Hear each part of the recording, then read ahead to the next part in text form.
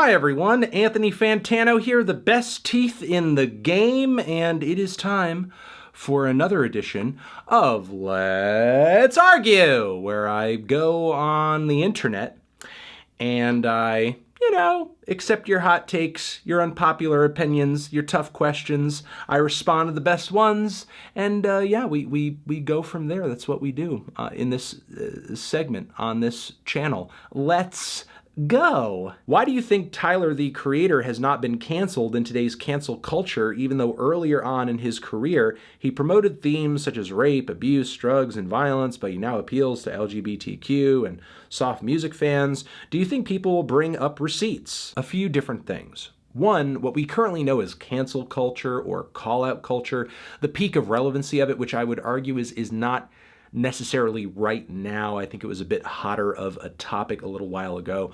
Much of that came after when Tyler was at his most problematic. So maybe if he had continued that exact behavior into that era, he potentially would have been canceled. Number two, cancel culture has miserably failed at its goal of canceling most of the people that it tries to cancel. So even if Tyler did end up being canceled, he most likely would have continued and would still be where he is today. And number three, it's not like he didn't try. Right after the Odd Future blow-up, there were tons of publications out there. There were tons of SJW writers that were basically making it their business to tear him down, rip him apart, question him on this, question him on that, point out all the awful things he says, and so on and so forth. He was literally banned from Australia, which I think he might still currently be. So even if cancel culture wasn't in full swing when Tyler was at his most offensive, its early adopters certainly were trying to do their best to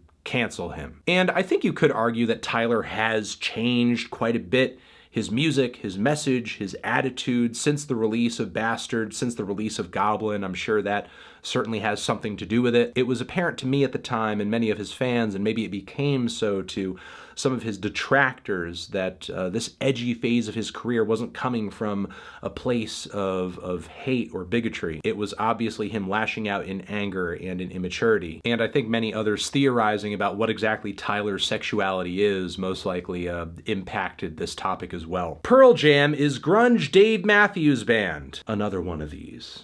And just no. No! I mean, maybe you could argue that there are some weird vocal quirk similarities between Eddie Vedder and Mr. Dave Matthews, but personally beyond that, I just don't see it. I really don't see it.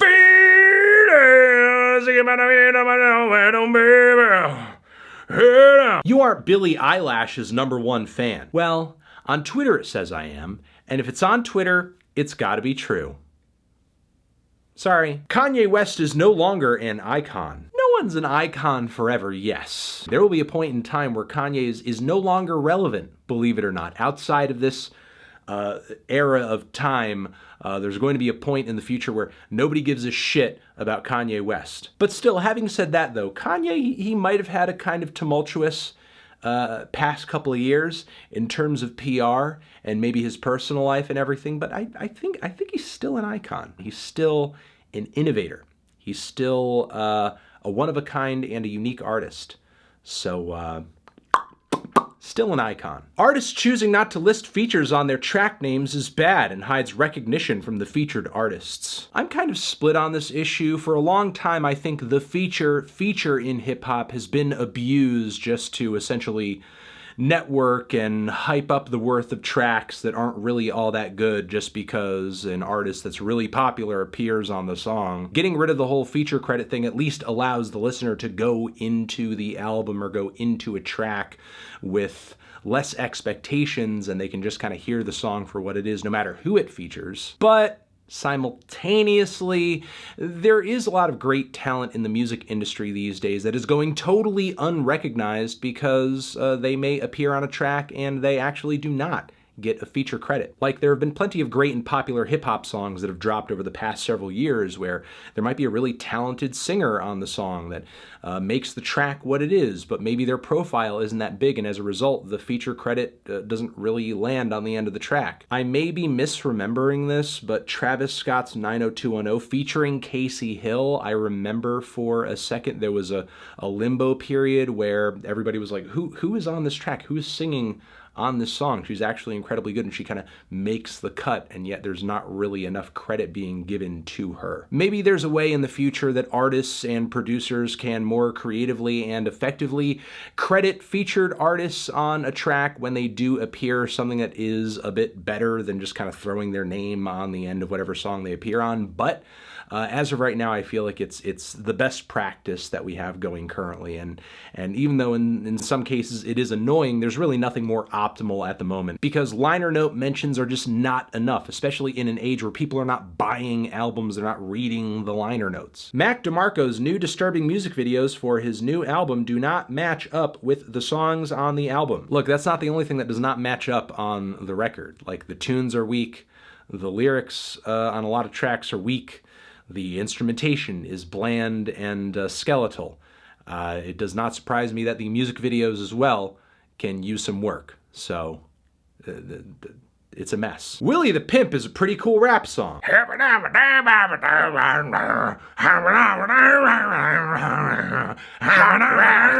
I mean, Willie the Pimp is basically proto-trap, you know? It's a trap banger! Lil Nas X is the second coming of Desiigner. I don't really think I fully agree. I mean, granted, Old Town Road, Lil Nas X, there's definitely a degree of novelty there to what he's doing. But the trap country fusion potential, I think, is far greater than what Desiigner was doing on Panda. And look, we saw the lack of potential of what Desiigner was doing on Panda pan out into every terrible project he's released since. Lil Nas X, though, I think could find some more great tracks and songs in this trap country fusion. I don't expect him to always put out tracks in this vein throughout the rest of his career, but he would be totally stupid if he did not capitalize on it further by dropping more songs in this style, because I do think the popularity of Old Town Road is creating a demand for more songs in this vein. Remember, everything I'm saying is up in the air until Lil Nas X does come through with that new project and it's actually good, or it's actually bad, or maybe another artist comes along and actually comes through with a solid project in this country hip-hop fusion. But until then, I guess you could treat Nas X like a novelty, but don't be surprised if he surprises you. Pineapple belongs on pizza. You know, as someone who was a pizza cook for about a decade before I was doing this full time, I can tell you I've seen some really weird stuff on pizza, not only at the restaurant that I worked at, but at other pizza places as well.